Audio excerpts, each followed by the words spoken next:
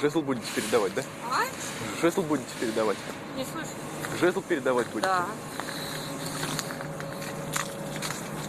Сейчас он еще соединится, башмаки выйдут, тормоза пробуют. Потом тоже.